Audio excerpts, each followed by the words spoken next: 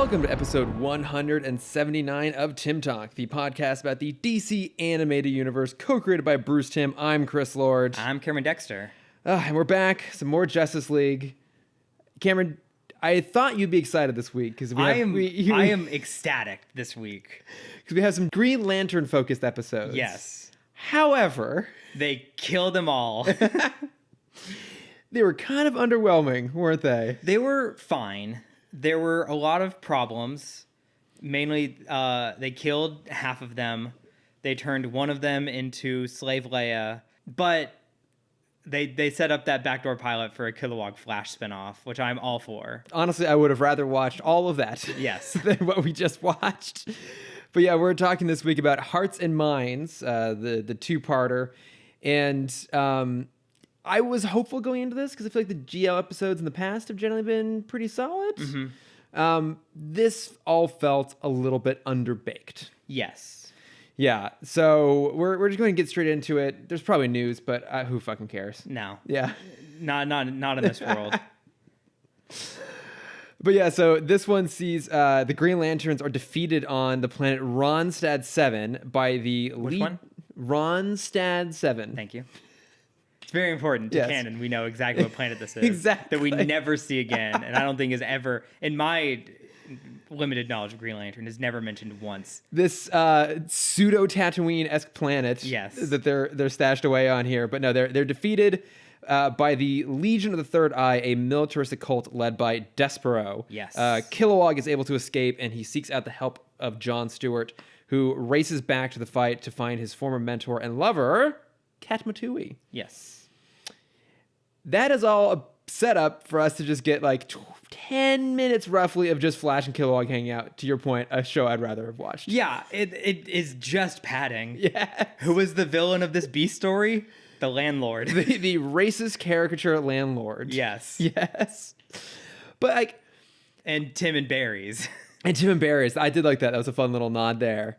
But I thought I remember these being kind of good. I take it these are episodes you had not seen before. No, I don't think I've seen anything. I've never seen this drawing of Despero because he's in Young Justice a little bit. He's in Brave and the Bold. That's right. Yes. But I didn't even realize he was in this show. So I think he's just in this. I don't think he makes... Yeah, I think it is just this episode. Yeah. Or yeah. These two episodes. And it's just... I was expecting something more... I think the big thing they were trying to do here was to progress the Hawkgirl-Green Lantern relationship. Mm-hmm. And so they're like, okay, let's do an episode based around this. Let's introduce an ex-girlfriend of John's to add some complications there. So I feel like that was their intent. And so they chose, a recognizable villain, certainly from the comics, in Despero, and kind of built a rather generic story around it. But I don't necessarily think that the Hot Girl GL stuff here was enough to make it feel worthwhile. Right. It was very forced, and you didn't ever get... Like, the only time they really showed that Hawkgirl was even affected by this is she would just walk away. There was no, like... contention between them, and I mean it kind of shouldn't be. There was no like. I guess the only like moment of competition, I guess, was when Hawkgirl is being zapped by Despero in part 2, and that is what like triggers John's will power to come back. Yeah, because there's a whole subplot in the second part where John can no longer use his ring. Mm-hmm. He has lantern impotence, as Katmatui puts it. Impotence, as Flash says? Yeah, yeah, my bad. Just gonna walk away. And I just don't know what was that adding? What was that whole storyline adding there? I think okay, so I've had a lot of theories about this episode. Okay. When we first meet the Legion of the Third Eye, they're very close to the Indigo tribe of the Green Lantern verse. Okay, which the Indigo Lanterns did not yet exist at the time the show was created, right? Correct. Okay. Yeah, so I believe only Green and Sinestro existed at this point in the comic verse. Okay. And we never see anything beyond that in the DCAU verse either. Because as you love to mention, they're not the same thing. They're not but they're close enough. Thing. But are they? A little bit. Despero is very Atrocitus-esque. Don't you mean that Atrocitus is very Shut Despero-esque? up. No. Considering the Despero came first by a number of decades? Wait, hold on. I think I'm getting it. Atrocitus is the Yellow Lantern. You're asking me? Is he the... Cameron, this is supposed to be your area of expertise. I know, but I'm doubting myself again. Don't doubt. Just power through. I don't know. I don't remember if Atrocitus is the one that replaces Sinestro or if Atrocitus is the one that leads the Red Lanterns. I'm going to go with B. I think he's red. I think he is too. I think the one that replaces Sinestro is like Achilles. Oh, that sounds right. Like a bunch of K's in there. Yeah. Whatever. Atrocitus is the Red Lantern leaders on the planet of Yesmalt. Because that was my username for everything when I first learned about the Red Lanterns. Well done. Thank you. Well done. So the Indigo Lanterns, they do have the power to kind of remove other lanterns' powers, because their powers through compassion, and it is kind of like they never have real power of their own. They either amplify or subdue other lanterns' rings. Okay. So when they mentioned John's ring doesn't work anymore, I'm like, oh, this is very Indigo Lantern-esque. And obviously the fire, the flame of Peter. Flame of Peter. Yes. Definitely not biblical in any way. Which one was Peter? I don't know. The Pope? What? He's the one that's the bunny in the conspiracy theories. What? Saint Peter, Is right? a bunny? Yeah, I think Who's that's the Pope? I think that's the South Park joke that the reason the Pope's hat is so tall is because it hides his bunny ears. I have not seen that episode of South Park. I just remember Red Hot Catholic Love with the Galgamex. Yes. Yes. And the giant queen spider. That's all I remember. Yes, the flame of Pytar. Is also a purple flame. Yeah. So like I see them pulling, I think at least partial reference to what will become the Indigo Lanterns. Okay, I'm not sure how that's supposed to work. I don't know how you can reference something that does not yet exist. No, I'm saying the reverse. I'm That you saying think- when they were writing the Indigo Lanterns or the Indigo Tribes, I think they pulled reference from the Flame of Pytar. Oh, okay. Like the comic version of the Flame of Pytar. Yes. Does the Flame of Pytar exist in the comics? It does. That is Okay. where Despero gets his super strength. Because Okay. he is, I believe, either equal or even stronger than Darkseid. He is supposed to be like the strongest being in the universe. Okay. To the point where like even because there's a fight between him and Superman, Wonder Woman, and Captain Marvel combined, and they cannot take him out. Oh, goddamn. Mm-hmm. Yeah, I think I even heard rumblings that at one point or maybe in the future they're considering Despero as like a big bad in the DCEU for whatever that matters going forward.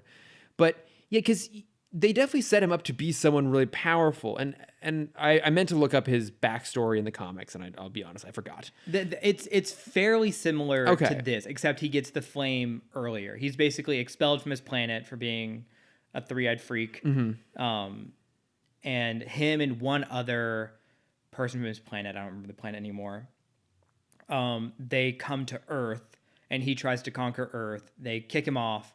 Then he does his Jesus 40 days in the desert. Right, okay. Is imbued with the power of the Flame of Pytar, and then goes on his conquering spree. And because they don't really cover it in these episodes in the comics, do they explain why it picks him? Like, does it actually have to do anything with his third eye, or is that just like a weird fluke of coincidence? I think it's just a coincidence. Okay, yeah, because his backstory is very generic. Like, he gets it when John first meets him on the planet, when John's trying to find Kat Matui, and he just starts going into his backstory because no one asked him As to. villains do. As villains love to do. But yeah, your point, it's basically just Jesus in the desert. Like, everyone made fun of him because he had a third eye, which, okay, I feel bad for this guy. He goes off to the desert, and he's like some skinny, scrawny little thing, and he stumbles across this long dormant mystical power. The Flame of Pytar. Thank you. Yes. And he comes back, ripped as fuck, and with beams shooting out of his third eye, not euphemism. And then that's just it. And then he like builds up an army around him.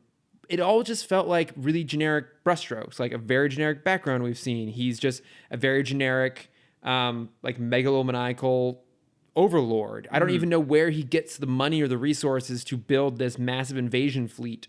Because I think that opening battle where the Green Lanterns are on the run and some are killed and they're defeated, I don't think that's actually on the planet, like his home planet. I think it's on one of the planets they're trying to conquer. It is, right. Yeah, because that would be the only reason the Green Lanterns would interfere. Oh, yeah, because Kalanor is his home planet. Yeah. Yeah, Kalanorians, that's what they are. Exactly, and I think that's Katmatui's base planet, right? Or was she just there to investigate all this shenaniganry? I think that's her sector. I don't know if that is her race. Okay, no, I guess not. I'm not sure what species or what planet she is from. Who knows? Can you tell I didn't do a lot of research on this one? Oh, neither did I. It's okay. I know, but you're bringing the comic knowledge. I'm doing my best. It's not the same universe, but it's useful. Yeah. So. No, yeah, because this is very... And I think the comic had just started, but when they brought Hal back in the early 2000s, they had a split comic startup called Tales of the Green Lanterns. Okay. Or Tales of the Core. Which mainly follows Guy, but it's kind of every issue is kind of like 3 different stories going on in different parts of the universe is following different lanterns. And so I think this is probably either something rejected from the comics or something that I wanted to advance in the comics. Okay. From that specific storyline. Okay. Which has the best storyline of Guy Gardner repeatedly asking to go on vacation, them telling him no, and him saying, fuck you, I'm going anyway. In typical Guy Gardner fashion. Yes. Yeah, because... So they get the whole backstory, and he's built up this massive army, and he just wants to conquer for the sake of, like, spreading the word of the Flame of Pytar. You know, and of course we eventually come to realize when Martian Manhunter interacts with it that it's a sentient being of its own. But they also never explain why it was dormant for so long, why it reappeared, why it chose Despero to be its like vessel when he is blatantly abusing that power, why the Flame of Pytar never pushes back against his abuse of that power, even though it is sentiently aware that it's an abuse and eventually turns on Despero. If it does it have mind control ability? It is very vague what it can do. It's more vague than the Green Lantern ring. Yes. Yeah, and there's a lot of parallels between the Lantern Ring and the Flame of Pytar. But it's, I don't know, they're and that's why I think I keep making the connection to the Indigo Lanterns, because for each lantern battery there's kind of this like sentient being inside them, and that is what gives them their power. Oh, that's a hell of a retcon right there. Yeah. And what I was expecting with this, I was not expecting it to turn into a tree and to turn all of the like members of the Legion into space trees, which is maybe one of the funniest shots we've ever seen in the DCAU. Well, because just the same, because that's what I love. It's not different trees. Yeah. They drew one tree and copied it 25 times. They drew one vague bonsai-esque looking tree. Yes. And what I think is interesting is... Which is shit that I do when I animate, and I'm not a professional. Kind of technically professional. They pay me for it, but not you're not broadcasting it on TV Yes. in the same way. But yeah, it's like, you know, when it eventually Martian Manhunter realizes that it's sentient, and despite being a living ball of flame, he jumps into it. Yes. Because this Martian Manhunter may or may not be affected by fire. It's a little unclear. Yeah. He jumps only earth fire. Just earth fire. He jumps into it and then helps like free the Flame of Pytar. Yeah, he's able to give it a voice. Yes, and then the flame gives is somehow connected to this ancient tree that used to be on the planet, which used to be flourishing, and it all died out. One would think that maybe a plant-based deity of some sorts would be, you know, diminished or destroyed by a fire-based one rather than working together. I don't know. Yes. I don't understand. But when that changeover happens and Despero becomes like enwrapped inside like a tree cocoon, basically, that kind of makes sense. But then their way of showing like, oh, it's fine, the invading forces are done, is you see little laser blasts spew out over the galaxy like pew pew pew. Yeah, pew, they're pew. not. The flame is not taking its power back, which I thought it was going to do. Yeah, it just turns them into trees. It just turns into trees. They float because they're going to burn up in the atmosphere. Yeah. Wherever they go. While they're flying through space. Like, yeah. Because you think Despero may survive that in some capacity. Like, it's not clear whether he's dead or not. Yeah. He seems to be absorbed by the tree deity. But his henchmen are just dead. Yes. Do they deserve that? No, because we see that he kind of brainwashes them. Yeah, because it has vague mind controlling powers. Yeah. So I don't think they deserve those poor people. Yeah, there's another sub-story going on this planet as well, where Martian Manhunter's able to read these hieroglyphs Yes. of the planet that no one else can read, I guess. Because it's so ancient. It's so ancient, and we've calculated that Martian Manhunter is approximately 400 years old. But they talk about, they're like, oh, the planet used to be this like prosperous utopia and everything was great. Yeah. It never looked that bad. No. Like they never made it look like it was a barren wasteland of a planet, like they used up their resources or something. Yeah. It was literally just Despero got kicked out because he had a third eye. Yeah. Not because the planet was dying. No, there's no point where the tree vanished and like everyone suffered for it. There's no reason for the fire to come back now. No. It's just kind of a generic desert-based community. Yeah. And everyone seems fine. Like, it's definitely not a wealthy planet by any sort of stretch, but it also doesn't seem, to your point, like destitute or on the brink of some sort of like, environmental or social or economic collapse. Right. No, it is the Arizona of planets. Yeah, pretty much. Yeah. It's like there's nothing wrong with it. It doesn't have like it's still doing fine. It exists. It's just Tucson. Yeah, they function. Welcome to Albuquerque. I know that's not Arizona. It's New Mexico. I know. Yeah. Oh. But still, yeah, it's just, and it just felt really sleep at that point. Like I said, it starts out kind of strong-ish. Like we don't often see the Green Lanterns like this much in the back foot. And in fact, they kill off a couple of the members really early on. Our Arcus Crumwell. No, That's our fake name for that one guy in that other episode of Beatos. No. Arcus, I know him because he's like the Beast Man, and then Gallius Ked, the little ball-looking dude. The face with the limbs. Exactly, and I when that happened, I was like kind of shocked, like, oh my god, they actually killed them off. Yeah, they're like gone. And then I was like, well, maybe they're gonna come back again at some point. So I didn't go to look up and see if they were truly dead, and it's like, no, they are well and truly dead at that point. Which like that it does speak to the power of Despero's army. Yeah. But I feel like that is the highest stakes we ever see out of that army. Like we see them invade a couple other planets later on in, just kind of generic ways. But those cat people. That's true. They're going after those cat people. Yeah. Just putting out fires with gasoline. But I never felt that they were any more dangerous than they were in that opening shot. I agree. Because you see it's 3 of them versus 4 lanterns. And the 4 lanterns are losing. But then when John comes, he's obviously like, one of the strongest Green Lanterns, like all the other Terran Lanterns.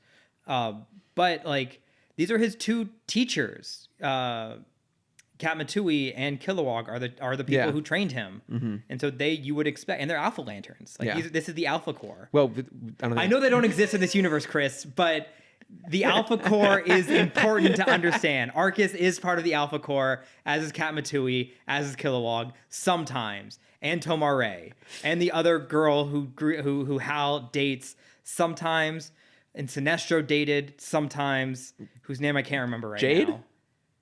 No, Sinestro, GL or Hal dated Jade. Yeah. Yes, because that was the weird, like she's technically underage, but like space age, so it's different and weird.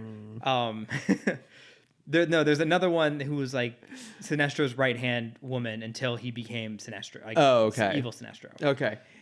Which lantern battery would be fueled by your annoyance when I'm super pedantic about the Green Lanterns? Man, that's a good question. Canon. There's a little, I guess red. Red is rage. There's not a Green Lantern for just being annoyed. Just annoyance. Powered by annoyance. Lavender. Yeah. Never gonna get tired of it though. Yeah. But yeah, so what sets up like a possibly interesting storyline of John getting reunited with his former girlfriend, his former mentor, that is hinted upon really early on in part 1, but then by the time they jump to part 2, now all of a sudden it's not about that relationship, it's about John not being able to use his ring, and that when Katmatui tries to train him again to be able to use the ring, it doesn't work, but when Hawkgirl inspires him, it does. Yeah. What does that have to do with anything? Like it's nothing. It's like a really vague love triangle that they didn't fully commit to being a love triangle, so then they like de-escalated it to this weird background problem and used it all as an allegory. But I don't really see the allegorical connections at all there. No, I mean how I think they could have maybe changed this, but I still don't like this writing because it's a very like messy love triangle to start out with. But maybe this is like I don't know the planets connecting around Sector 2814, but it could be like John is the closest lantern and Katma doesn't want to call him, and that's when that's when the two of them die. Yeah. And that's when she gets captured, and then Kilowog is like, fuck you and your relationship. I'm going to go and get John, no matter what beef you two have. Yeah. And then it could be some kind of like power dynamic where she, like, while they were dating, he was technically her subordinate. Yeah. And so there was like, she like thrived on controlling him. And Hawkgirl could maybe see like, oh, you can't use your wing. It's not that you don't have the will to do anything. It's that she's not giving you the will to do anything. Yeah. But then like that's already messy in itself. Or I mean, or it even could have been like he is, I don't know, like it could have made sense if he's just overly deferential and he, kind of like how some people will switch, and I don't like to use these words, like we'll switch more of like a beta personality around someone who's like a more dominant in the alpha personality. Yeah. Like there could have been some element of that. Like for the first time we ever see John not be as, I don't want to say dominating, but not be as like confident and aggressive and powerful. Right. Because he's around someone who he knows is more powerful than him, is more capable than him. That could have been something there. But otherwise, it's just him. I never understood why he lost his focus. Like he gets back and he kind of slips back into a familiarity and, like a repartee with Katmatui. And, there's like a hint of them maybe picking up an old romance again. And it's not like all of a sudden he loses his focus when Hawkgirl shows up and he's confused. He just, for no reason whatsoever, can't use his ring. Right. And this also isn't the first time we see him lose his ring. It's becoming more common, actually. Yeah. We saw him in the Savage Time episodes where he loses his ring and just immediately picks up a gun. Like he's still part of a resistance. He's still part of an army. Yeah. Like he should be able to just like do a somersault, pick up a gun, and just continue doing his thing. Yeah. And because he's shown multiple times like he is the weapon, not the ring. Exactly. And yeah, maybe this would have felt more interesting if we hadn't seen him lose his ring under more interesting, more reasonable circumstances in the Savage Time. Yeah. But hey, it gave us a great opportunity for him to have, load up with a shitload of pouches. Yep. Some Rob Liefeld inspired pouches along his chest. Like, the one along his leg is the thigh pouch, is my personal favorite. Can we talk about the costumes for a minute? Yes, specifically let's. One costume. the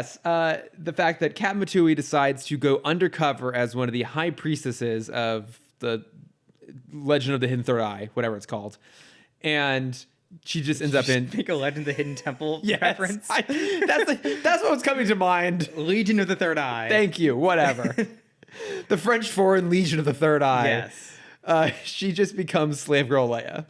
But worse. It is so. There's one moment that like I audibly chuckled, and it's so her top piece is like I can't even explain it. It's just it's just pasties. It's just gold pasties. It's basically gold pasties that like connect in the back, but there's no straps, nor is there a bridge between the two breasts. Yeah, imagine it's like headphones. Yeah, that are just it's like someone has like reached around behind her and like put their hands over her breasts and are covering it. But imagine that, but like a brass ring. How does one even put that on? Space. The part that, and then she's wearing it is just like the slave girl Leia. Yeah, it's like lower half. Yeah, so it's basically just like narrow strips of skirt, more or less like covering like the bit between her legs, with some very thin brass strap heels on the side, like barely hanging onto her hips. So the part that I enjoyed is when John and her first reunite, he hands her ring because she left it because she's going undercover. And she's like, I didn't want to put the ring on because I'm undercover. And you see her put it in like a fake pocket that clearly is not there. There's no fabric there. The thing does not have pockets at all. And I'm like, where are you putting that? You're literally just like slapping it to your leg, and then it's just gonna fall to the ground. Like, just let John hold on to it because clearly you don't have pockets. Yeah, I thought you were gonna say that the moment made you laugh was when when she is reintroduced in the priestess outfit, because initially like John goes to find Despero gives him the background. He's like, but you're not gonna be able to stop me, and in fact my high priestess is gonna throw you into the flame of Pytar. It's Kat Matui. She picks up John, throws him into the flame, and then he gets like pulled up by some matter thing, and then Katma's there like, oh, don't worry, I'm actually undercover, it's all fine. But when she walks up to him, it was the most gratuitous hip swing I've ever seen in a cartoon, and I've seen Roger Rabbit a lot. It is pure Bruce Timm. It is like, I legitimately was waiting for like the Goose Waddle theme from the Aristocats to chime in, like dun dun dun dun dun dun dun, as she was walking, because it was so fucking over the top. It is like almost to the point where I'm amazed they made this past the censors. Like, what the original drawing must have been for the censor to say no to that for this to be approved. Yeah, because that's how you do it in like 90s, early 2000s of course, animation. Yeah, you push as far as you can. Yeah, you go beyond what you know the line is, and then you pull back, which is still beyond the line, but seems more doable. Yeah, it's like, was she just completely nude in the original version? I think so. Yeah, yeah. She just had 3 pasties on. That's it. Yeah. Yep. I mean, it could have just been the Fifth Element outfit. Yeah. Just the straps. Yeah. Yeah. God. It just, that felt so gratuitous, and just, I feel like there is an interesting character there in Kat Matui. Even interesting the idea that she trained John. Yeah. But all they do is make her like super hypersexualized, and which is what they do with every like galactic love interest. Yeah, exactly. Very sexualized, and then she's just basically a love interest. She doesn't really do anything over the rest of the episodes to stand out or be impressive or powerful. Like, she and Hawkgirl and John all get captured at the end of part 2, and then it's only when Hawkgirl is getting tortured, not Kat Matui, that John finally like gets his focus back and can use his ring, which they left on him for whatever reason. No, it was not. They put it on that's a table. right. They put it on a table, and he in eyesight. He force pulled it. Yeah. But yeah, it's like, I mean, she's just more or less just like hypersexualized and then written out of the show, practically. And I just like, even if you're going to go the route of a love triangle, as cliched as that is, I think it still would have been better than this weird half-ass version that they ended up giving us. Yeah. Because also they don't ever give Hawkgirl anything to do. She is a damsel in this episode. Yeah. Which is so against her character. It's just her being there and being attacked that makes John turn. But like, that, what is that then proving that he loves her more than Katma? Yeah. It's a very muddled relationship and a very muddled message they're trying to send. Well, and I know that they're definitely trying to emphasize that relationship because it's going to be a cornerstone of Star-Crossed at the end of the season when we get to it. But I didn't feel like that relationship had progressed any further in this episode than it had in, Savage Time, or I think there was at least one episode another episode in season 1 where like their flirtation was really heavily emphasized. And they only give it the button. And like, the button of those episodes is the only time where they're like, oh, there's like a relationship blossoming here. Yeah. But yeah, I think maybe she could have had, because Hawkgirl gave him like the talk of like, you got to find the power inside yourself, blah, blah, blah. Yeah. And I think she could have maybe had like a bigger reaction when Katma said that he's going to be pulled from Earth because he has to go back through training again, which also doesn't makes. I mean, I guess so because like you're a lantern for life, except when you're not, because it's also muddled. Because like, would they have sent him back to the academy, or would they have just stripped him of his lantern? Yeah. There's already 4 other lanterns in 2814. Yeah. It's only supposed to be 2 per sector. We already have 4 to 6 to some, I think 8 now at this point. Well, but again, it's not the same universe. It's not the same universe, but we know Guy exists. We know Hal exists. We know Kyle exists. No, we don't know Guy exists. We know Kyle exists. And Hal only exists in a brief cameo caused by a disruption in the time stream. So Still counts. I don't think that counts. Still counts. Well, but hang on. If you count Justice League versus the Fatal Five as canonical, that had both Hal and Guy in there as well, I think, right? I don't remember. And that one, they like show all the different Green Lanterns of Earth, and I'm pretty sure they were both in there. Yeah. Maddie, James, Ted, please let us know. Yeah, I mean, there's so many. Not even just like because 2814 is a big sector, and it's only Terrans. Yeah, I think we can assume at this point in the DCAU that John and Kyle are the two Green Lanterns of that sector, and I think they make reference to Kyle because there's 2 references here. Yeah, because they say Rayner will take his place. Yeah, and Katniss says, but that means he's not though, because Rayner spends more time on Oa. Same with Guy. Like they're still like connected to 2814, but I know it's different. Now you're giving me the fucking look. But okay, what I was going to ask is, do we know if in this continuity, if it's 2 per sector or is it 1 per sector? Everything so far seems to suggest it's 1 per sector. Because we don't know. But that's the root of the Green Lanterns. I didn't know it was 2 per sector until you told me. I always thought it was 1. No, it's 2. But we don't know if Abin Sur was the Green Lantern of this sector, right? Yes. Right. So his ring passed on to Kyle. But John, I think, already existed at that point. What? God damn it. But also, we don't know if we actually don't. Well, okay. We don't know specifically if Abin Sur in this universe was from this sector. Yeah, no, because now I'm doing the math, because there were only supposed to be 3,600 lanterns, and that's 3,600 plus 2 for John, and Kyle plus 3 for Guy. But there's also only supposed to be 3,600 sectors. So with that, then yes, there would only technically be 1 lantern per sector. But there's always that precedent.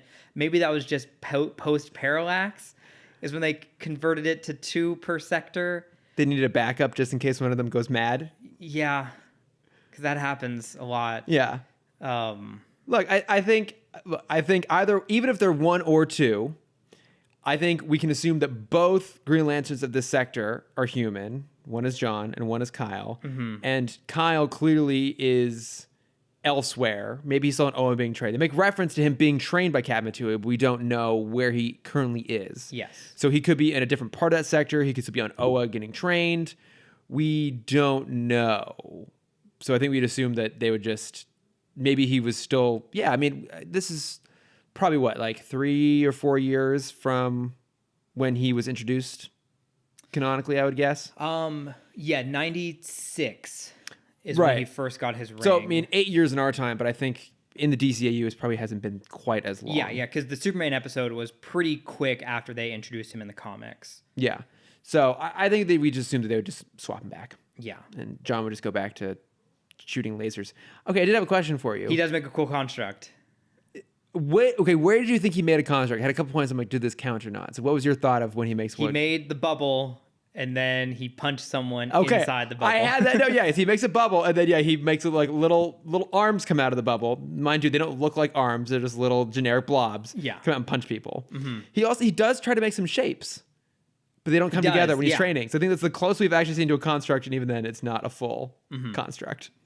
Yeah, but I've post last week, I've come to just accept it. Everyone can stop writing in.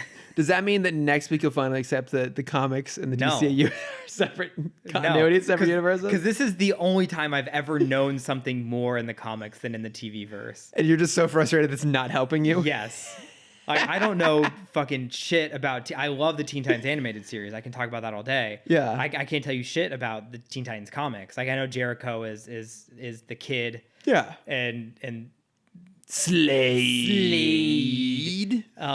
Tried to kill him for joining the Titans, and that's why the Titans don't like Deathstroke.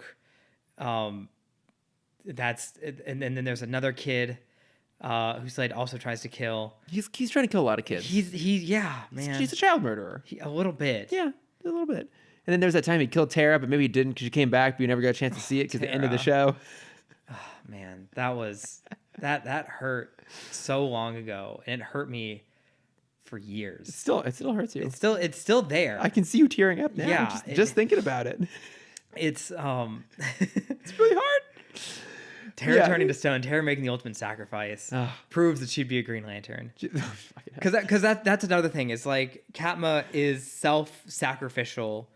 Yeah. So many times, and that, like, you can't. That's just how Green Lanterns are. They always want to make the sacrifice play because that is, I guess, like the ultimate form of willpower. Yeah. Is dying for your ring. We had a brief conversation beforehand about like the comparison between the flame of Peter, Pytar. Thank you. The flame of paella. The flame of paella, the new Chipotle item menu. Mm-hmm. And the lantern battery and kind of the two governing forces behind them, and how just go ahead and get into it, Cameron. Don't tiptoe around it. No, because I'm still trying to like form the opinion in my head. Okay, because you had pointed out that a lot of this episode is supposed to be a Vietnam allegory. I mean, it's even down to Hearts and Minds. The title was a phrase I believe used by the American propaganda machine to basically say that that's what they're doing in Vietnam, was going there to like convert the hearts and minds of the people against communism. Yeah. Because I remember in DC New Frontier, Wonder Woman makes continuity. She makes a snarky comment about how that's what they're out there to do is convert the hearts and minds. Mm-hmm. It's nothing to do with continuity this time. But I mean, and I think the idea is that Despero and his forces are meant to be an allegory for America in the Vietnam War. Mm-hmm. Yes. But you thought... Well, I mean, my growing theory and idea around this is, they're obviously taking it to an extreme where they're literally brainwashing the people on the planet they're taking over. But they're becoming a militarized force, and the Green Lanterns, who are also just a militarized force, are just using their rules over the galaxy compared to the Flame of Paea's rules over the galaxy. I don't entirely agree with that, considering that the Legion of Third Eye, I got it this time. There you go. Are an actual invading army. Yes. I think if you wanted to have a debate about at what point does the efficacy of the lanterns. At what point does a police force basically just become a dominating military force being imposed upon someone? That is a whole separate conversation. I think in this case, it's a very American conversation. Very American conversation, very relevant one. Not our area of expertise. Nope. We don't even know what the subject of our podcast is. We struggle with that, so we won't get into that specific debate.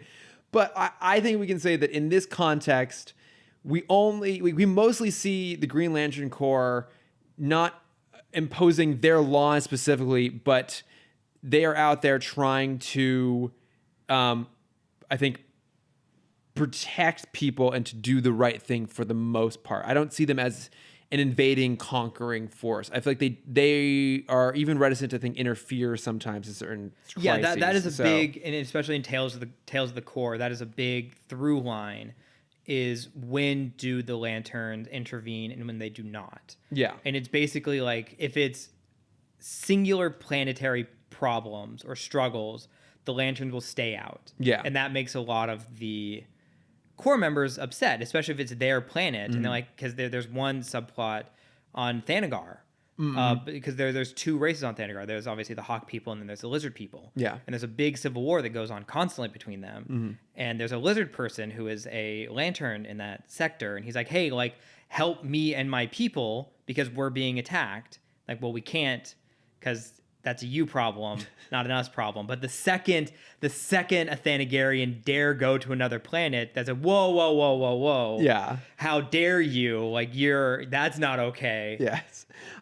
I think that this further highlights the difference between the two. Whereas Despero wants to conquer planets, the Green Lantern Corps mostly doesn't want anything to do with them. Yes. Yeah, they're just kind of like, not my problem. Yeah. Off we go. Those fucking little people, man. We're gonna go. The Guardians. We're gonna go train our Green Lanterns to make bubbles and beams, but not constructs. Yeah. Except Ganthet. Ganthet's cool. Yeah, that's pretty cool. Yeah, he's the one that makes the Blue Lantern Corps. In this universe? Yes, in this universe. Does Ganthet exist in this? Oh, he does. Yeah, we know Ganthet. He's one of the Guardians. The Guardians. Thank you. Yeah. I don't know this shit. I can't remember all these Green Lanterns, I vomited so much. and I didn't listen to any of it. I know. But I mean, look, overall, I don't think this progressed the John Hawkgirl relationship enough to elevate it beyond its very generic villain and story arc. I agree. Yeah. I think I don't know how to make it better, but what if it was like just the two of them in this story? Like we didn't see any other members. I mean, that may have helped, but then it would have taken away from us that amazing Kilowog Flash, which is buddy great. story. Yes. Like legitimately, that's the best part of these two episodes is that little period where Kilowog has been left on Earth to recover, and he needs to recharge his battery. So they go to find John's lantern hidden in a pocket dimension at his apartment. Yeah. And it's as like Hanna-Barbera as you could make it. yeah, it's super funny. Like Flash is right in the fridge. Kilowog doesn't understand things. He's eating ice cream by the Eats a car. copy And of literally, Old Yeller. he eats a copy of Old Yeller. Yeah, like they have such a fun little back and forth. And like I don't remember what the actual button this episode is. I just remember my favorite part was when everyone's leaving after the victory, and Flash like, "Hey, Kilowog, bratwurst in my place next week." Kilowog's like, "Yep." What's a bratwurst? What's a bratwurst? I just love Kilowog. He's great. Although he clearly skips legs day. Yeah. Yeah, like when he's in the medical bed on the watchtower, he's like, his torso is being covered very shittily by some sort of scanning panel, but he's got like the broadest shoulders and chest and arms imaginable, and like these tiny little twig legs. Mm-hmm. Yes. Yeah, just trees in space, man. I can't get past the 25 copied and pasted trees in space. Is this the vegan agenda? It is. Good. It absolutely is. Yeah. Yeah. Just rain bonsais down on everybody. Mm-hmm. But there was one other thing that you and I mentioned briefly or talked about before we started recording, which is one of the most noteworthy things about this 2-part episode is that the cliffhanger is in the wrong place. Yes. I forgot about that. Yes. Yes. So why don't you set up for us what the cliffhanger is and then what it should have been? Yeah. So here's the sequence of events. And also, I thought this episode was going to go in a completely different way after I saw this moment. Yeah. You see John get captured by the Legion.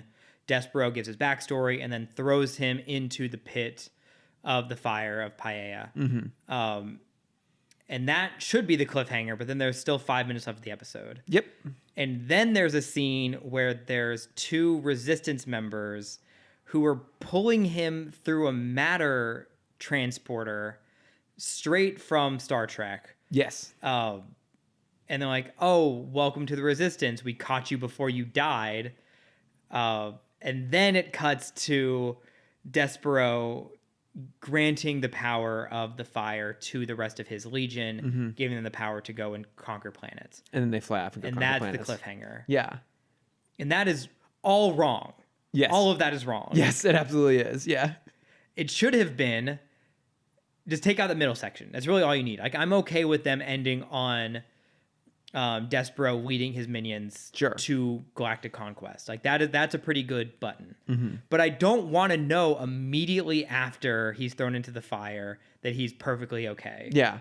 Because where I thought this episode was going was it was all a ruse, similar to the Blackest Night episode we had back in season 1. Oh, with the Manhunters. Yes, where it was all like either some kind of like brainwashing thing or something where Despero had been kind of tricking everyone into thinking he had this grand power, but really it was technology. A Wizard of Oz situation. Yeah. Yeah. Where they were like making clones maybe, where all of the real people were stuck in some kind of underground prison. Mm-hmm. I thought we were going to see Arcus and Gallius come back there. I thought so as well. Yeah. I was like, oh, this might be where they explain how those two are still alive. Yes. They're not. They're not. They're dead. R.I.P. Mm-hmm. Those names that I spent a very long time trying to remember. Not going to help you anymore. Yep. Yeah, because I think it's just the John in the fire pit was just used as a commercial break.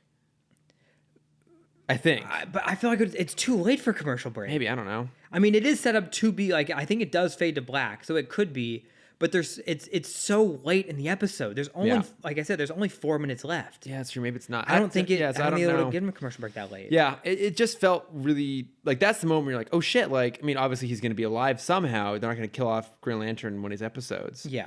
But that's when you're like, oh shit! Like that's the big moment, and then yeah, it's immediately, oh, he's back, and then we're sending people. We're going to go conquer more planets, even though we've already conquered a shitload of them. Yeah. How have you escalated this further than it was when you had those massive invasion ships that were, you know, knocking the shit and killing Green Lanterns at the beginning? Yeah, and also they have like a passing statement about, oh, we're so far at the edge of the galaxy that we can't reach the lanterns. Yes. But you can from Earth. You can from 2814. Yeah, you made that from Earth. In just the Green Lantern bubble, mind you, they didn't take a javelin. No, yeah. None of them did. Because they don't even take a javelin to get out there at the rest of the league. They all get Kilowog's battery recharged and they fly out there with him in a bubble. Yeah. And I don't know how fast those things go, but... I mean, pretty fast sometimes. They talk about how long it takes to go from Earth to Oa, and it's like a 4-hour thing. Oh, okay. And someone did the math, and I'm not going to remember it, but it's like, oh, that's fast. Yeah. It's like 12 speed of light or something. 12x speed of light. Yeah. Well done. That's not right, but that's my guess. Who knows? Doesn't matter. It's fiction. Yeah. It's not even the same universe. It's fine. Yeah, and it's also that point of like, where do you put the bounds of the galaxy? Like, what's the fucking cell phone plan of the Green Lanterns where you're fucking patchy in the unit, in the galaxy? Like, your job is connecting to each other. Yeah. You're a team.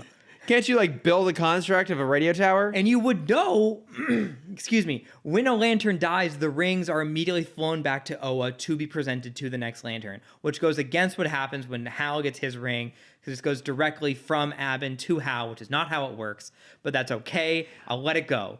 In universe. In this universe, I think it was heading home and it hit him in the head first. I don't know if it was actually, I can't remember if it was actually aiming for him or not. I guess it did because it like went into the building. Well, yeah, there's a couple thoughts, and there's like a whole theory about it was supposed to be going to Bruce, and Hal just like intercepted it in the way.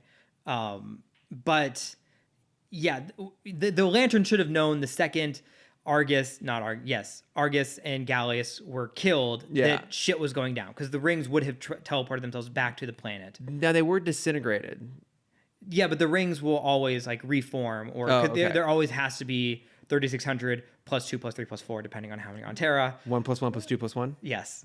And so like that like it is almost instantaneous of when they know a lantern is down, because there's like the very heartbreaking comic when Hal / Parallax is tearing through lanterns left and right in order to get to the Guardians to try and kill them, and you just see the Guardians looking over kind of the universe and just rings piling up in their room of all of the lanterns that he's killed. I'm sure it's heartfelt in my mind. It almost seems comedic if there's like sitting there like one ring. Oh shit, what happened to 2? And it just, you know, it's almost like I Love Lucy on the conveyor belt. Like there's more rings they can keep up with, just like flying into the window. Oh, I was gonna make the comparison to Harry Potter when he's trying to get his letter. Yeah, because I mean, he takes out, I think it's like half of the core to get to the Guardians. Well, maybe it was a Sunday and there are no Green Lantern rings on Sundays. No rings on Sundays. No rings on Sundays. What a great day. Yeah. Like, overall, I didn't really care much for these. I thought they were pretty underwhelming. I definitely have no inclination to put them on a short list, because I don't think it escalates anything enough to really justify it. No. If you want a better story, read the Tales of the Green Lantern Corps, where Guy Gardner goes on vacation. Oh, perfect. Because it's so much more fun. Yeah. Because it's him fighting, one, without his ring, because it's the better version of this. Yes. But he's in his swimsuit trying to, because there's a whole vacation planet. Yeah, it's fun. Oh. Yeah, there's a whole like planet that is just like Cabo. Okay. This is probably up on DC Universe Infinite, right? The comic? Yeah, that's where I read it. Okay, I'm going to go check this out, because, you know, Guy Gardner, not my favorite, but I'll always take a beefcake in a swimsuit. Yeah, it's such a fun, because he flips so fast, because he's such a like hot-headed character. He flips so fast between like, oh, I need to get my ring. Oh, fuck you, I'm just going to punch you in the face. Oh, you're super strong. I should probably get my ring. Nah, just kidding. I'm going to sweep your leg and I'm going to beat you up without it. Sweep the leg! Yeah. Yeah, so I think it's a good recommendation. I mean, you've already listened to this episode. which means maybe you've watched these episodes. Yeah. But if you can go back in time, just read that comic instead. Yeah. But there are no trees in space. There is no vegan agenda. Well, then for that alone, Yeah. these are must-watch episodes. Got to make the list. All right. Any other thoughts on this, or should we mosey along here? No, let's get out of this episode. All right. So why don't we do question corner? You got a question for us? I got a Cameron? question. Yeah. And it's a good question that I still haven't found a good answer for yet. Fantastic. So we're going to work through this one together. Mm-hmm. So on Investors Day, we had that great episode where I just got to vomit for an hour and a half. Yes. Disney announced that Zootopia is getting its own series called Zootopia Plus, which is kind of a meta anthology about what shows would exist inside the Zootopia universe if Zootopia had their own version of Disney Plus. Right. Yes. So like some of the examples were Like, So You Think You Can Prance. yeah, or like the real mouse wives of Little Rodentia. Yes. I think was another one. Yeah.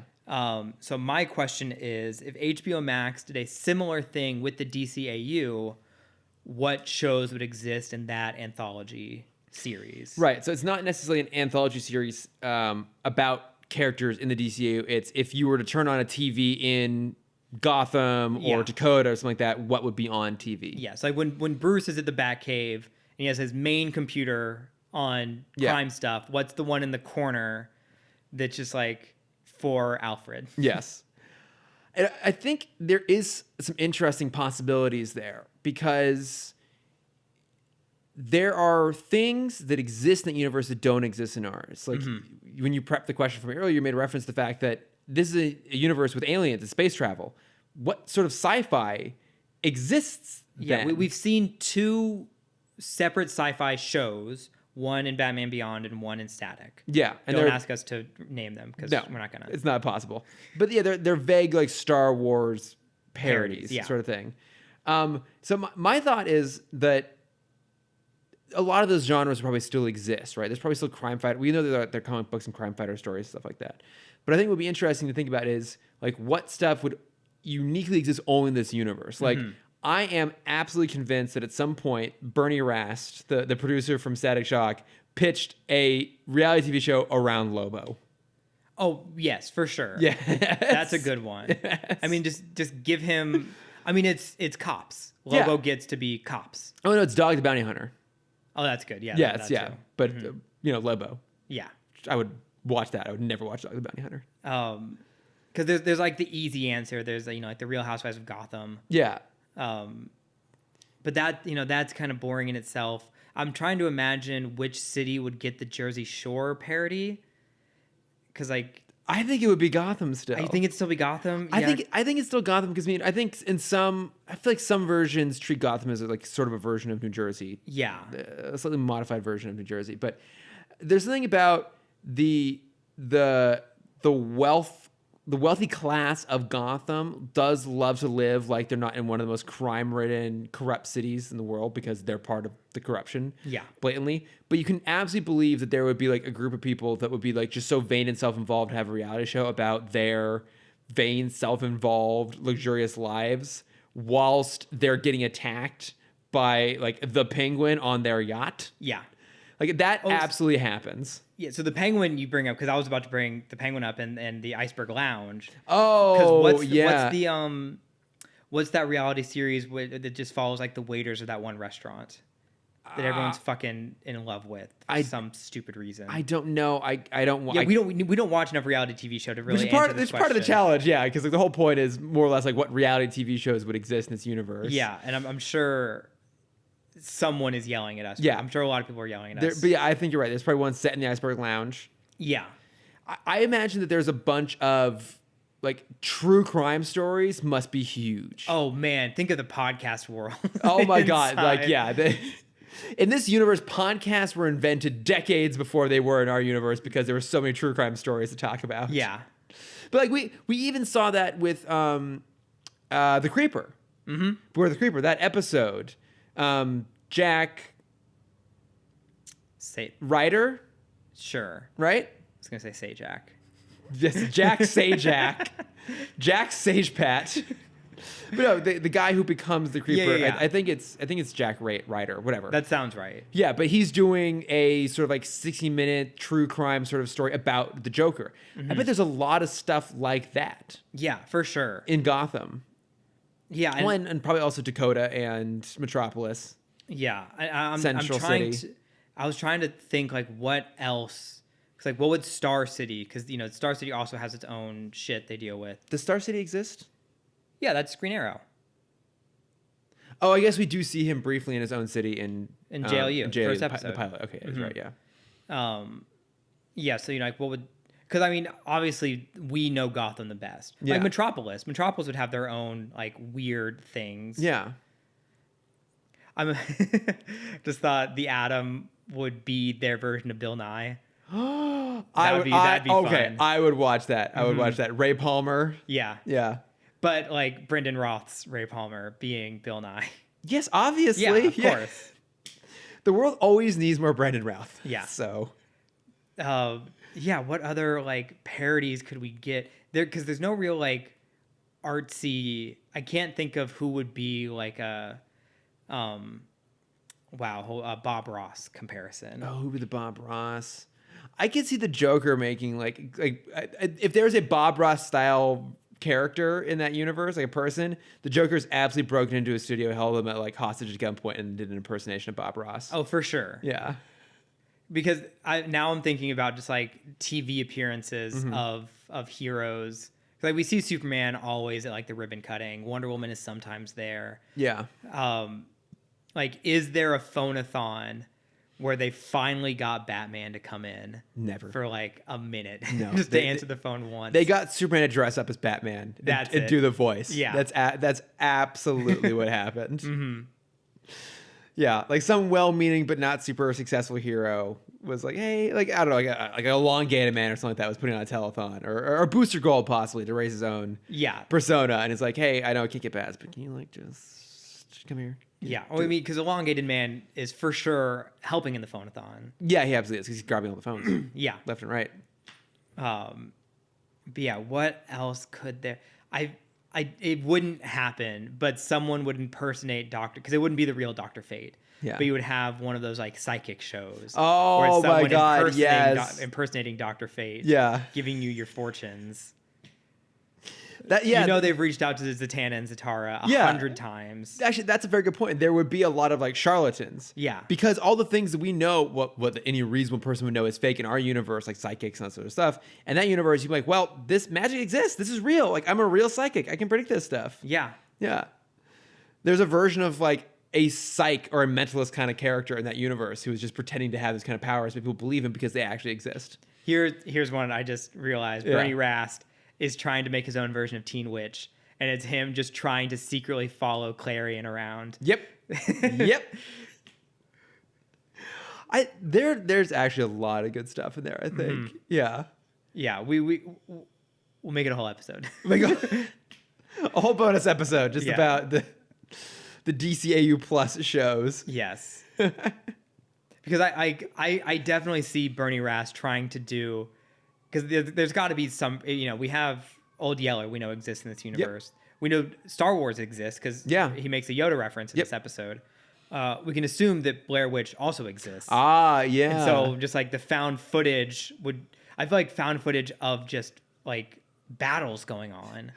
Oh yeah, exactly. Like there would be a whole market of people trying to, kind of like Nightcrawler-esque, not Nightcrawler from X-Men comics, Nightcrawler, the Jake Gyllenhaal movie, of like people trying to get exclusive footage of these sort of battles and selling it to news stations and documentary crews. I think it's just the podcasters. It's just the podcasters, yeah. But you're not a big horror person. You didn't see the new Halloween movie, right? No. The sequel to Halloween that's also named Halloween. Mm-hmm. Best-selling horror movie of all time? Is it? I believe so. Oh, I don't know. I think it outsold Get Out, which had it prior. Okay. I mean, it's good. Both are really good, actually. I like the new one a lot. But there's a whole subplot about a true crime podcast investigating Michael Myers. That's fun. Which is pretty fantastic. And that totally exists. But you're right. I think there is a Blair Witch style movie about people trying to go into the swamps to find Swamp Thing. Oh, for sure. Yeah. I now want this to be a real thing. I think this would be such a fun, like, give it to the team that's working on Harley. Yeah. Or make it just like a subplot of Harley. Yes. Where like someone reaches out to her. Just make it one episode. Yeah. Where someone reaches out to her of like, hey, we're trying to get, like, that would be the Real Housewives of Gotham. Yeah. It's like, we're trying to get, like, we know you're not with the Joker anymore, but would you be okay playing his fake wife for this series? It's like, no, of course not. And then Kite Man comes in and is like, well, you know, like, you need the eye in the sky. Kite Man. I'm your guy. Well, because there's even that Wendy Williams type character in Harley Quinn. Because there's that, I think it's at season 1, right? The great episode where Damian wants to be Harley's arch villain, arch nemesis. I fucking love that episode. Yeah. But you're right, that exists. Like that show is the perfect place to like sprinkle this sort of stuff throughout it. Mm-hmm. Yeah, because like Rick and Morty has a version of it. Right, yeah. But that's too much improv-y stuff. Yeah. I think if you can make it more realistic and fun in the Harley show. Yeah, you're right. I think the Harley Quinn is the perfect place to do that. Even if it's just the Gotham Shore. Yeah, like, I would watch like just if you just make that a flashback. Yeah. Like, oh man, this is as embarrassing as that one time I was on Gotham Shore.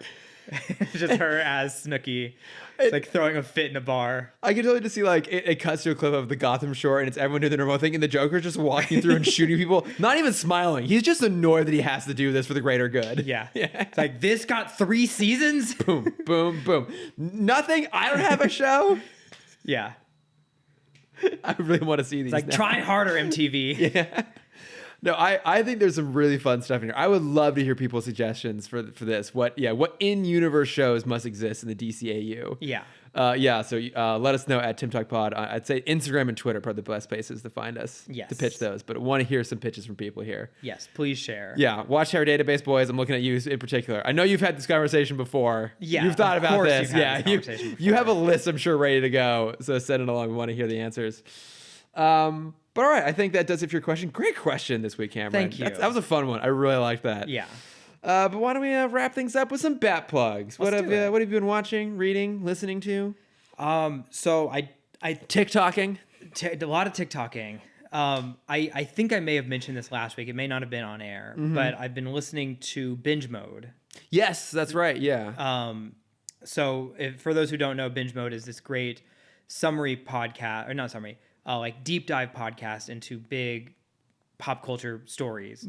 So right now they're going through all the Marvel content. But what I'm listening to is the deep dive into the Harry Potters. Oh, okay, So I'm re-listening to all the books again. And then they spend probably like an hour and a half per every 5 chapters. It's a lot. Going super into all the details. Yeah. And kind of the way JKR tells her stories. It's very fascinating. It's very fun. It like, I love how we set up our podcast, but I'm like, oh, this is what like professionals do. Yeah. Because you don't really listen to a lot of podcasts. Not a ton. Okay, yeah. Because I do listen to a lot of them, and I listen to some like really professionally made ones. And you listen to it, you're like, oh, like some people actually like do this very professionally. Yeah. With like, themes interspersed throughout and like really proper sound editing. Yeah. Yes. No, that's not us. And not just me frustrated at 7:00 on a Sunday evening trying to finish this up so I can. Fuck, Cameron, why'd you talk about that? I just want to go to bed. But yeah, if you are a Potterhead and if you want to, like, I'm trying to listen to each book before I listen to the binge mode versions. But there's so much fun. Yeah. I kind of want to jump ahead, even though I shouldn't. But if you enjoyed the books, if you want to kind of like have that really nice refresher, they're really fun listens. That's awesome. Yeah, and then to connect with that, I finally started reading The Rise of Kyoshi, which is the prequel book in the Avatar universe about the origins of Avatar Kyoshi. Oh, okay. It's very fun. It is very cool. I just hit kind of like, I feel like the main story is now about to start. Where I'm maybe 10-ish chapters in. Okay, so it's a book, not a comic. It's a book, yeah. It's a book. A book. Oh, cool. You're actually physically reading it? I am. Oh, well done. Yeah, I got a signed copy at Comic-Con 3 years ago. Oh, and wow. hadn't opened it since. Just had to dust it off. Yep. Crack it open. Well done, Cameron. Yeah, it's very fun. What about you? What are you watching, listening, reading? I have been taking advantage of my temporary CBS All Access account because I wanted to catch up on Star Trek Discovery season 3, which I did, and it's really good. Good. I mean, it's hard for me to say that it's worth signing up for that. I mean, you can get like 1 month free to sign up for it and watch all of Star Trek, but Discovery, I find, has been getting better every single season, and I really like this season a lot. So I watched that. And I know I've plugged the show before, but if you've seen it, it's worth continuing. If you haven't, if you're a Star Trek fan, I think it actually is worth watching. But the other thing I watched was Star Trek Lower Decks. The animated one. The animated one. Yes. Which is, I can't remember if the guy who created it was one of the writers on Rick and Morty, but it's the same animation style, and tonally they're going for kind of a similar thing. Mm-hmm. It's okay. Okay. That's what I've heard. Yeah. I've heard the ranking is like Below Deck, Picard, Discovery. Yeah, I'd say so. And like I liked elements of Picard. I didn't love it. I actually really enjoyed Discovery. Mm-hmm. Like whenever I come back to it, I really like watching it. It's weird because like my dad, I fell in love with Star Trek through my dad, and so when I was home earlier this year, my folks and I we caught up on the first 2 seasons, and we started watching a little bit of season 3 when I was home for the holidays, and my dad and I have been watching it separately, independently. And we were kind of talking about the show and where we were, and it was good. And I told him, like, I also watched Lower Decks. I told him it's probably not for him. Like, mm-hmm. he watched the original series when he was a kid. He loves a lot of it, but I think it's neither super Star Trek-y to make it something that a like diehard Star Trek fan would necessarily love, nor is it so different that you're going to get non-Star Trek fans to watch it. Mm-hmm. Like, I don't quite know who it's for. I guess it's for me, like someone who likes to see something very different. Yeah. In a shared universe like that. And it's like fun. They make references to some of the other characters, and there's like a couple episodes that I did really like. Like I really liked the final episode. Mm-hmm. There's some really fun stuff in there. But overall, it's not super funny. It's a little bit weird and out there, but not anywhere near as like Rick and Morty weird and out there. It's just kind of about the lower decks, like the ensigns who work on a ship. But the red shirts. Kind of, yeah, exactly. But this is a ship that doesn't do first contact, which is when the first connection with an alien race. They do second contact. So like they follow up. That's fun. So like they go back to planets and be like one example is they go back to a planet from the original series that like worshipped some sort of sentient computer, and Kirk and the rest of his crew got them to stop worshiping it. And in the intervening like 100 years, they went back to worshiping it again. So they're like, how did you fall for this again? Is that what that Futurama episode is a parody of? The Snoof episode? I don't think it's quite the same. Or maybe it is. I don't. The Snoo with the giant women. Yes. I don't remember all that episode, but I remember it ends because Bender has sex with the computer. Oh, then it probably is. It probably is. Okay. Probably is a reference to that. Yeah. But so there's like fun little things in here and there, and they make a lot of references that like I know if it's a Star Trek reference, even if I don't necessarily know the very specific thing. Mm-hmm. There's some kind of deep cuts, but it's 10 episodes. They're fine. They're fun. I burned through it in basically a week because I was like, I just kind of want to get through this and go back to watching Schitt's Creek as my half-hour comedy. Did you watch Orville? I did. I watched it for most of the first season, and I kind of fell off because the first season just kind of ended. I think I actually made it all the way through the first season, and then it just ended without any sort of like discernible finale. Okay. In a weird way, the Orville is a more authentic spiritual successor to the Next Generation in particular, but with occasional like dick jokes thrown in there, more or less. But it does make an effort to have really earnest, philosophical, scientific questions that were the hallmarks of especially older Star Trek shows. It's like there was a really good episode all about a race that only has one gender. Mm-hmm. Like everyone born is of a quote unquote male gender until this one couple has a female baby, and the question becomes, do you force a gender conversion on this child who has no say in it? Like that's the sort of stuff that felt very modern and very much in that spirit. And again, there's occasionally like dick jokes thrown in there. Yeah, it's what if the Star Trek crew had Family Guy growing up. Yeah, and in that sense, I can appreciate for what it is, but I also found it to be of the pace and temperament of the Next Generation, which came out, mind you, in the 80s. I found it the 80s? It was in the 80s. Wow. Yeah, I found it overall the Orville kind of slow and boring. Okay. I can appreciate it for what it is, but it just wasn't quite my cup of tea. I actually prefer Discovery, which is how do you do modern serialized short form storytelling in the Star Trek universe? And I think that's been more interesting than the Orville, which just feels like a soft retread of the Next Generation. Okay. And then did you watch Avenue 5? Is that the one with Hugh Laurie? Oh, that's the one from Armando Iannucci, who did Veep. It's on HBO. Yes. I haven't watched that. I don't know if it's quite. I watched the first episode and I really disliked it. Okay, I don't know if that was ever meant to be like super Star Trekky necessarily, though. I guess I thought it was supposed to be Star Trek. It is closer to the Futurama episode where they're on the space Titanic. Is it the Titanic 2? Yes. Yes. Yeah. Fucking love that episode so much. Yeah, because the idea is he runs a space cruise. Right. That missed its like the like asteroid or planet it was supposed to rebound around. To get back. Okay. And so now they're off course by like 47 years. Oh, okay. That's okay. It's an interesting idea, but I like that cast and I love Armando Iannucci. Yeah, I know. It's like Josh Gad is like the secondary lead. Yeah, and Hugh Laurie I think is the main. Hugh Laurie's the pilot. Yeah. Or the captain. Yeah. But yeah, it didn't work for me. There was one joke, I think I even told you about this before. There's one joke that was super overplayed and it got very annoying. Oh, okay. And they were so far from Earth that there was like a 12-second delay between the video calls. Oh, okay. Yeah, you did So mention it's just that. constantly them talking over each other. And I'm like, all right, that was funny once. Yeah, but also it's not funny now when we're all on Zooms all the time Yeah. and that happens. Now it's too real. Yeah, when you're just trying to talk to your grandma and it's connection's bad. I don't know.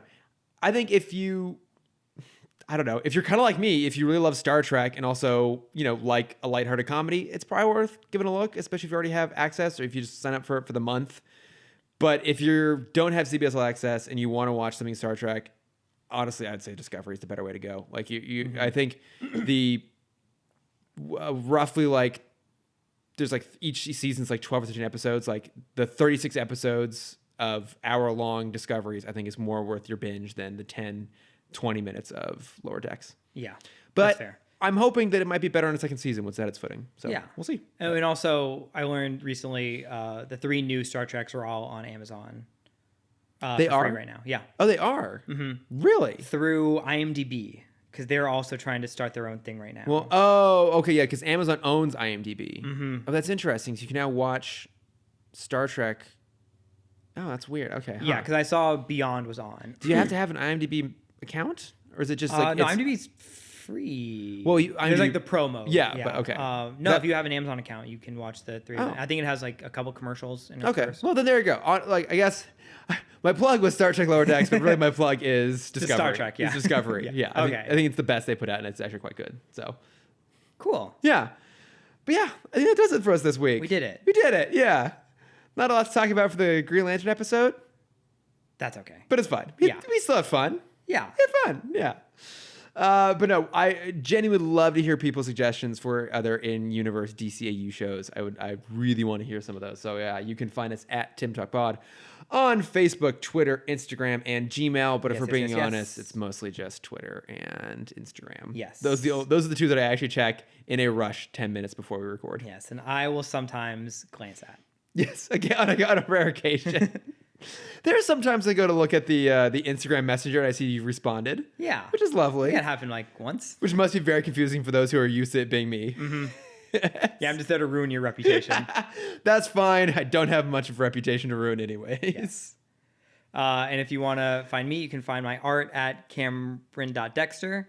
I just posted my heartbreaking piece about annual passes no longer. I saw that. Disneyland. Yes, Cameron, my condolences. Thank you. It hurts. Yes. And if you want to see my face that hasn't been updated since 2019, you can find that at CamDexter_adventures. You keep saying that. Every time I say the difference is you have a great beard. You have trimmed it up though. It looks like. I'm trying to keep it a little more trim now. It looks good. It looks really good. Thank you. It's like the perfect length. Thank you. Yeah. I mean, just like I don't post about it on the account very often. You're not just going there and being like, "Here's my beard looks like today." Yes, here is beard quarantine day. But there is, I started making a bunch of Instagram filters, which are very fun. And if you look through those, you can see the progression of my quarantine beard as I'm learning this new program. Yeah. It's good. That was sad. Yeah. Well, you can find him there. You can find me at Lordifer on Twitter and Instagram. I am nearly done with my Lego Batwing, my Lego 89 Batwing. So expect probably the next few days I'll put up a story highlighting the progression of that build. Beautiful. Plus I have a stack of Legos in the corner I need to go build at some point as well. Yeah. Yeah, very, very exciting stuff. Got a lot of work ahead of you. I do. I know. I don't know when I'll do it. Eh. At some point. Yeah. Got plenty of time. But thanks for listening. We'll be back next week, and I'm very excited for this. What's next week? Next week is A Better World, the Justice Lords episode. Oh, your family. Yes, exactly. Yeah. Mm-hmm. My Your very uncle, my Law and Order focused branch of my family, the Justice Lords. Yes. Yeah. Wait, your uncle is he works in the courts, right? Yeah. No, you're thinking of my Uncle Eustace. Oh, Eustace Lord. Sorry. Yes. He's not a judge, though. It's really confusing because he is. Yeah. It's the Honorable Justice Eustace Lord. It's also confusing because he too was once given a plot of land in Scotland. So he is the Honorable Lord Eustace. Damn it. Yeah. The Honorable Justice Eustace Lord. Lord. Mm-hmm. Yes. Would it be? What's the first word you said? Let me do this all again. You're thinking of my Uncle Eustace. No, the Justice Lords. Have you seen those? I don't think so. Only Christ of Two Earths. Okay. There's a similar kind of vein going on there. This is generally some of my favorite stuff. There's Ultraman, right? No. They're actually it's Superman, Batman, Wonder Woman, all of that. But a different dimension where they have become warlords over the planet. Okay. But so this Ultra Lord. This like was the hero from Jimmy Neutron. Sure. Yes. This was the episode that inspired the Cadmus arc in Justice League Unlimited. Oh. Yes. Okay. Yes. So very excited for that. That's going to be really, really good stuff. So look forward to that next week. Great. But until then, thanks for listening, everybody. Thanks, guys. Bye. Bye. Bum, bum, bum, bum. Bye.